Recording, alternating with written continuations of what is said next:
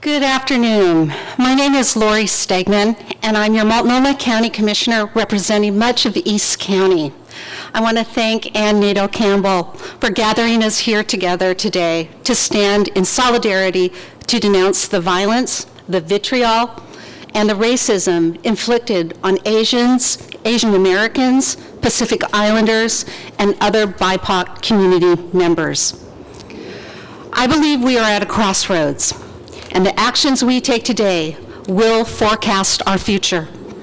If we choose to say nothing and do nothing while Black and brown people are being attacked, assaulted, and murdered, then we have chosen complacency over humanity. I'm here today to tell you that your board of Multnomah County Commissioners stands firm in our commitment to address the racial inequities our systems were built on. As one of the largest safety net providers in Oregon, we have looked inward to identify what role we should play as we serve our most vulnerable communities.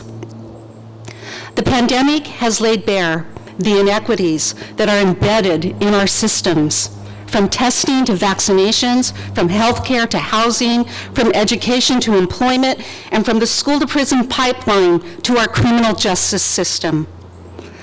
With the oversight of 32 health clinics, we have witnessed the results of institutional racism within our country's systems and structures. We must acknowledge that racism shortens lives and reduces the quality of life.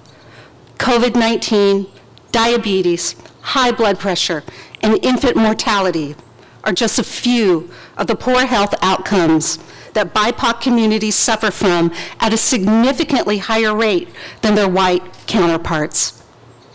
And that is why Multnomah County's declaration of racism as a public health crisis was and is our duty. I'd like to share with you a part of our declaration. The state of Oregon was founded on the notion of creating a white utopia and around the functional and implicit removal, exploitation, and or exclusion of BIPOC individuals and communities. From Black exclusion laws and restrictions that barred Black and Chinese people from voting, to a steady stream of discriminatory laws and the practice of redlining in Portland.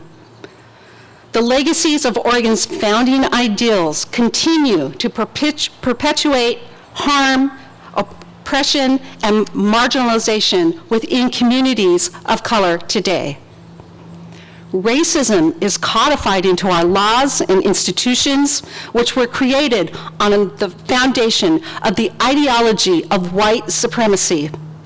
It upholds systems, structures, and policies that were created to advantage white people while neither serving nor benefiting people of color. But racism also shows up between individuals through slurs, offensive language, or hate speech, bullying, harassment and discrimination, and other acts of bigotry, all of which reinforce and perpetuate inequities. That is why we are here with you today, to rise up against this hate.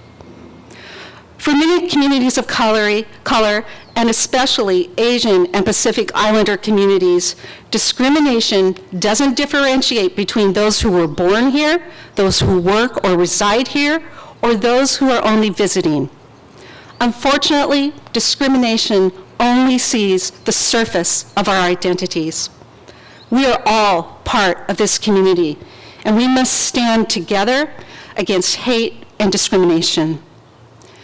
As the first Asian American immigrant to serve on this board, I believe that declaring racism as a public health crisis was one of the most important votes I have ever cast as a county commissioner. This declaration represents our commitment to address the racism that our county and our country were built on. We have the data, we know the outcomes, and we must take bold action. If our community is to heal, then we must be willing to do the work at hand. And we must have a commitment, not just from our electeds and our leaders, but from all of our friends, our neighbors, and our families. And seeing all of you here today gives me great hope that someday we can truly live up to Multnomah County's mission of being a place of safety, trust, and belonging. Thank you.